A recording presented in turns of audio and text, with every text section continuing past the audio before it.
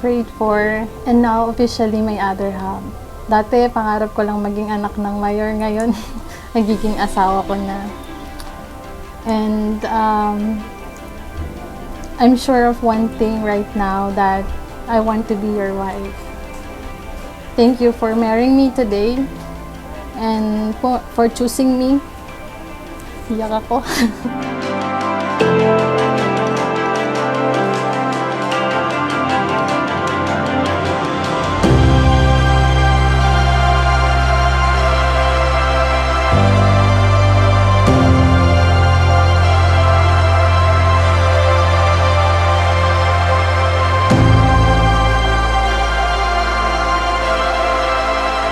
Para sa aking mahal, ngayong araw ang katuparan ng ating panalangin at umpisa ng ating mga pangarap.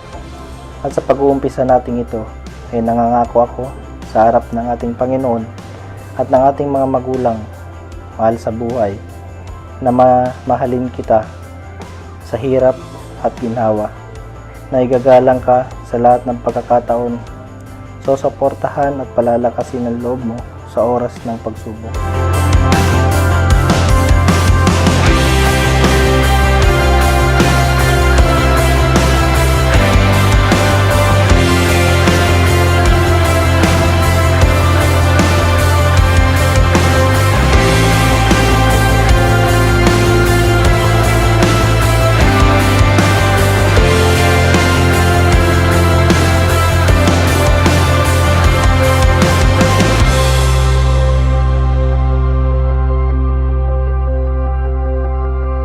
I vow to love you without any condition, to honor you each and every day. I vow you to be your shelter in the midst of life's storm, to laugh with you when you are happy, to support you when you are sad. I promise to be your constant source of love and comfort. Di naman nakalang ika'y darating lang bigla nang walang babala. Sa isang iglap, nagbagong lahat. Mahal, hindi naging madali ang lahat sa mga pinagdaanan natin. Dumaan talaga tayo sa hirap.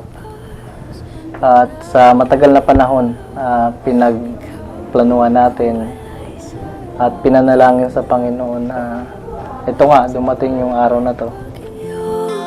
Na dumadayo, ikaw ang kanlungan na kailangan ko, kahit hindi. To guide you when you ask for direction, to challenge you to be a better person. From this day forward, you will not walk alone. My heart will be your shelter, and your arms will be your home. Today, I only not marry you, I also marry your dream, your ambition, and your beautiful soul. Ika'y nasa aking harapan.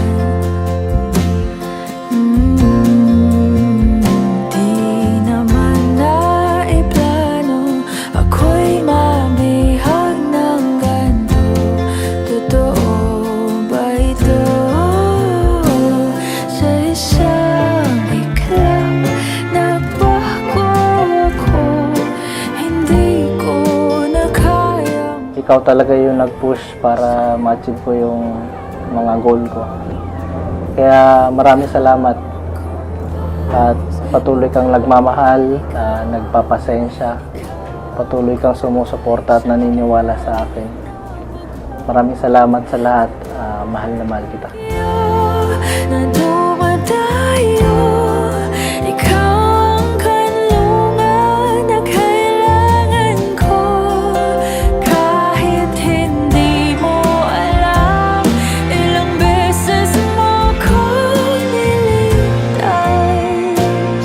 Promise to support you in everything.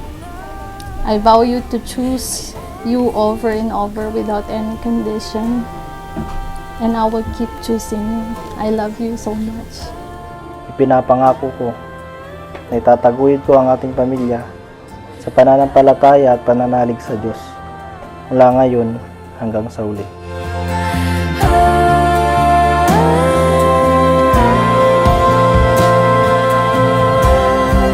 Sana'y iyong matanggap kung sino ako talaga.